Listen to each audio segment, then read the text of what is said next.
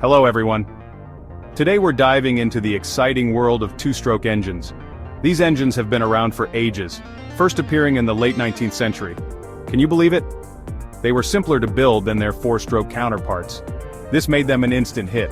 One of the early champions of the two-stroke was Dugald Clerk. He patented a design in 1881. His design was a game-changer. It paved the way for motorcycles, chainsaws, and so much more. These engines were small but mighty. Over the years, companies like Yamaha and Suzuki refined this technology. They made two-strokes even more powerful and efficient. These engines became a mainstay in many applications. But why are they called two-stroke? Well, it all boils down to their unique operating cycle, which we'll get to in a bit.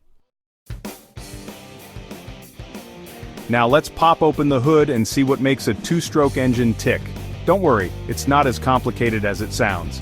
Unlike your car engine, which has a whole bunch of valves and whatnot, a two-stroke keeps it simple. You have the cylinder, which is like the engine's heart.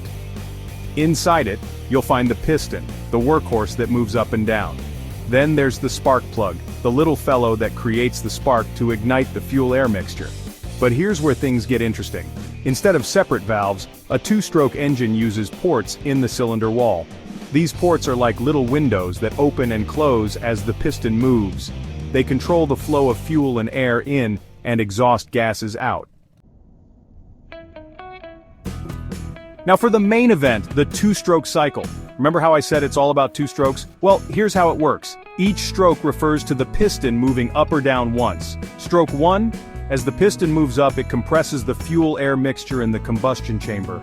At the same time, the intake port opens, allowing fresh fuel and air to enter the crankcase. Stroke 2, when the piston reaches the top, the spark plug ignites the compressed mixture. Boom! The explosion pushes the piston down, generating power. As the piston moves down, it first opens the exhaust port, letting out the burnt gases. And that's it. Two strokes, one complete cycle. The piston goes up, the piston goes down, and the cycle repeats, creating a continuous flow of power. So, where do we find these nifty two-stroke engines? Well, they're everywhere. Because they're lightweight and pack a punch, they're perfect for small machines. Think chainsaws, lawnmowers, and weed whackers.